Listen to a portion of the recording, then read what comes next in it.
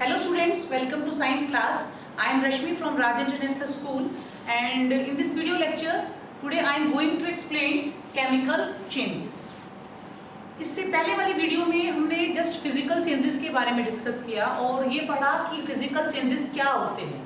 ऐसे बदलाव, ऐसे चेंजेस जिनमें कि फिजिकल प्रॉपर्टीज चेंज होती है, वो सब फिजिकल चेंजेस में काउंटेड होते हैं। केमिकल चेंजेस क्या है? मीन्स केमिकल चेंजेस में नया सब्सटेंस बनता है, ऐसे बदलाव जिसमें कि new substance is formed. Clear? तो नई चीज बनेगी।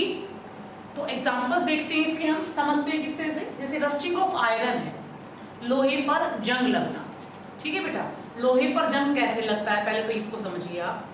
जब कभी भी हम किसी भी आयरन ऑब्जेक्ट को ओपन एनवायरनमेंट में उसको एक्सपोज कर देते हैं, खुले में रख देते हैं, छोड़ देते हैं, ठीक है, और उस पर कोई पेंट नहीं किया हुआ, हमने कुछ नहीं किया हुआ, तो ऐसे आयरन ऑब्जेक्ट्स पर कुछ टाइम बाद आप देखेंगे कि एक ब्राउन सा पाउडरी मास उस पर डिपॉजिट हो जाता है। ठीक है, उसी को हम बोलते हैं रस्ट लगना, जंग लगना। ठीक है, जंग लगने से क्या होता है, क्या नुकसान है? जंग लगने से उसमें कोरोजन आता है, वो डिस्ट्रॉय होता है, वो कहीं ना कहीं उसका लॉस होता है। ठीक है, तो लोहा जो है जंग लगने से वो जो रस्टिंग है, जो रस्ट लग गया, वो क्या है, नई चीज बन गई है। वो नई चीज अपने आप से नहीं बन रही है। हमारे एनवायरनमेंट में जो वाटर वेपर प्रेजेंट होते हैं और ऑक्सीजन गैस जो प्रेजेंट है, वो आयरन से रिएक्शन करके, एग्जांपल्स इससे आप रिएक्शन से समझ सकते हैं इसको कि आयरन का सिंबल जो होता है बेटा, आयरन इज ए मेटल और उसका जो सिंबल होता है वो Fe होता है। ठीक है, Fe रिएक्ट किससे कर रहा है? H2O, जो वाटर वेपर्स है ना, ये एनवायरनमेंट में ऑलरेडी हैं, वाटर ड्रॉपलेट्स कहें या वेपर कहें, और ऑक्सीजन गैस, तो O2 oxygen gas, H2O water, और ये आयरन इनसे रिएक्शन कर रहा है। रिएक्शन करने के बाद क्या बनता है? Iron oxide. और आयरन ऑक्साइड का फॉर्मूला मैंने यहाँ पे लिखा है Fe2O3, this one is the iron oxide. तो ये आयरन ऑक्साइड जो बन रहा है, ये क्या है? ये प्रोडक्ट है। बेसिकली किसी भी रिएक्शन को जब हम कोई भी रिएक्शन जब होती है तो उसमें जो लेफ्ट हैंड साइड है, तो दीज आर द रिएक्टेंट्स, कि ये रिएक्शन हो रही है।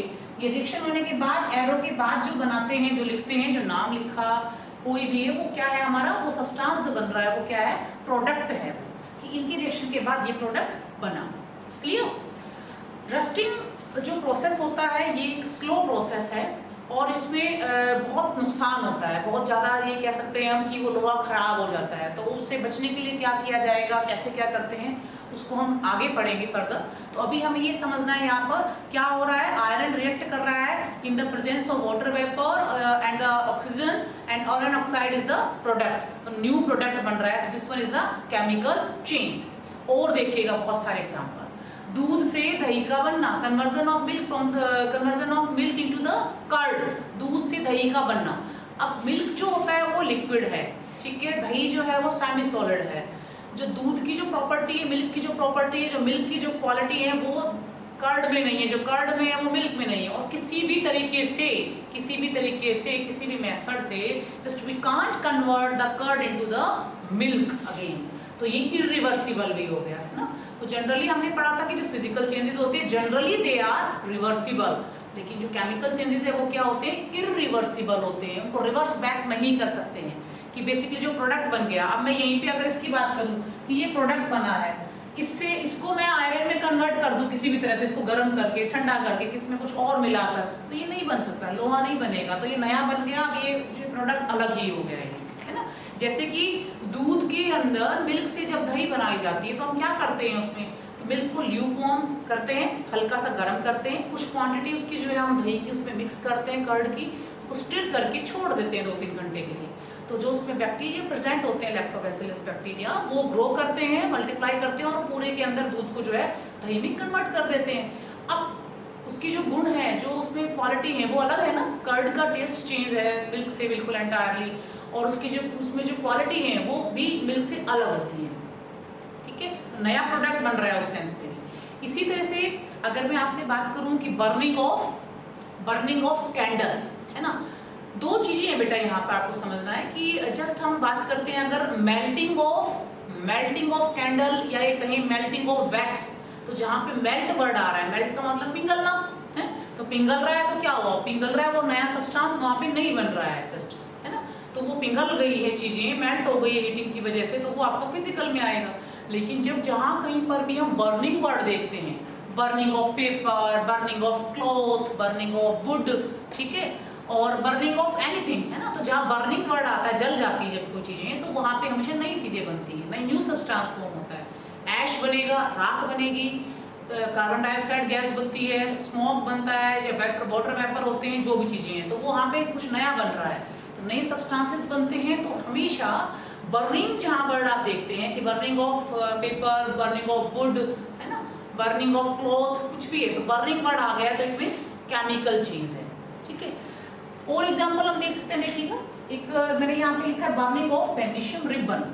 मैग्नीशियम क्या होता है? मैग्नीशियम एक मेटल है, तो मैग्नीशियम रिबन के फॉर्म में होती है मेटल, और उस मेटल को जब हम उसको जलाते हैं, ठीक है, तो जलाने पर क्या होता है, सबसे इंपॉर्टेंट देखो, एक तो ये चीजें होती हैं कि आप कभी भी जब उसको देखेंगे करके तो उस पर डेजलिंग व्हाइट लाइट होती है, चमक होती है बहुत तेज, और दूसरी बात, जब वो सारा जलने के बाद ना व्हाइट कलर का पाउडरी मास बन जाता है, सफेद कलर का व्हाइट कलर का पाउडर सा बन जाता है, इसके जलने के बाद राख बन जाती है उसकी, है ना। अब ये रिएक्शन क्या होती है, देखिएगा, मैग्नीशियम रिएक्ट कर रहा है ऑक्सीजन, क्योंकि जलने के लिए, किसी भी चीज को जलाने के लिए ऑक्सीजन जरूरी होती है ना, तो ऑक्सीजन से रिएक्शन, तो यहाँ पे क्या बना, मैग्नीशियम ऑक्साइड बना। अब ये मैग्नीशियम ऑक्साइड को जब हम पानी में डिसॉल्व करते हैं, सपोज मैग्नीशियम ऑक्साइड क्या है, मैंने आपको कहा कि मैग्नीशियम रिबन को जलाने पर व्हाइट कलर का पाउडरी मास बन जाता है ना, पाउडरी सब्सटेंस बन जाता है, तो उस व्हाइट पाउडरी मास को क्या है, मैग्नीशियम ऑक्साइड है वो, ठीक है। उस मैग्नीशियम ऑक्साइड को just I am dissolving this magnesium oxide in the water, पानी में उसको डिसॉल्व कर दिया है। Now I want to check the nature of this substance, nature of this solution, तो डिसॉल्व करने के बाद जो बना उसकी मैं नेचर देखना चाह रही हूँ कि वो एसिडिक नेचर है या बेसिक नेचर है। तो जस्ट हम किसी भी सब्सटेंस की नेचर को अगर टेस्ट करना हो तो with the help of litmus paper we can check. तो लिटमस पेपर दो होते हैं, ब्लू और एक रेड, ठीक है। तो इसमें हम ब्लू लिटमस पेपर को डिप करती हूँ, अगर मान लो मैं, ये आपको मैग्नीशियम ऑक्साइड की रिएक्शन जब H2O से होती है तो ये बनता है बेटा, मैग्नीशियम हाइड्रोक्साइड बनता है, इसको बोलेंगे magnesium hydroxide, MgOH whole twice, इसको होल ट्वाइस बोलेंगे बेटा, ठीक है, यहाँ पे 2 है बात। तो इसमें जब हम ब्लू लिटमस पेपर को डिप करते हैं तो उसका कोई कलर चेंज नहीं होता है, लेकिन जैसे ही रेड लिटमस पेपर को इसमें मैग्नीशियम हाइड्रोक्साइड में डिप करते हैं तो उसका कलर रेड से ब्लू हो जाता है।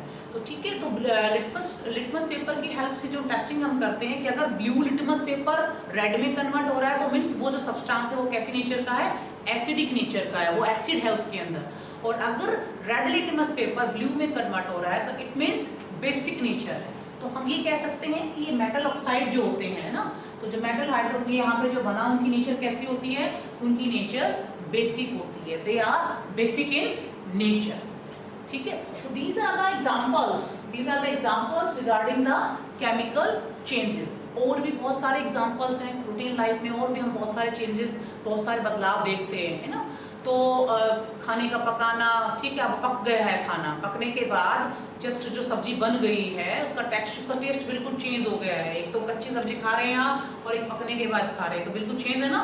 अब आलू है, पोटैटो को आपने चॉपिंग किया और उसका एक पीस अगर आप उसको टेस्ट ले रहे हैं तो वो अच्छा सा नहीं लगता है, लेकिन पकने के बाद उसका जब वो गल जाता है तो वहाँ पे उसका टेस्ट भी चेंज हो जाता है जस्ट। लेकिन उस गले हुए आलू को उसको आप कन्वर्ट नहीं कर सकते हैं रो वेजिटेबल्स में या रो पोटैटो के अंदर, ठीक है ना। तो these are the chemical changes. Chemical changes means ऐसे बदलाव, ऐसी चेंजेस जिनमें कि नया सब्सटेंस बन रहा है, new substance is formed with entirely new chemical composition. तो केमिकल कंपोजिशन भी चेंज है क्योंकि नई चीज बन रही है तो उसमें फिर एंटायरली चीज है। यहाँ पर ये हमारे रिएक्टेंट्स थे, रिएक्शन करने वाले, और ये क्या है, हमारा प्रोडक्ट है, ठीक है। तो प्रोडक्ट इज ऑलवेज डिफरेंट, वो हमेशा डिफरेंट रहेगा उससे, रिएक्टेंट से हमेशा उसमें विभिन्नताएं होंगी वहाँ पर, ठीक है। This is about the chemical changes. So if you have any doubt regarding this video lecture, then you can contact me.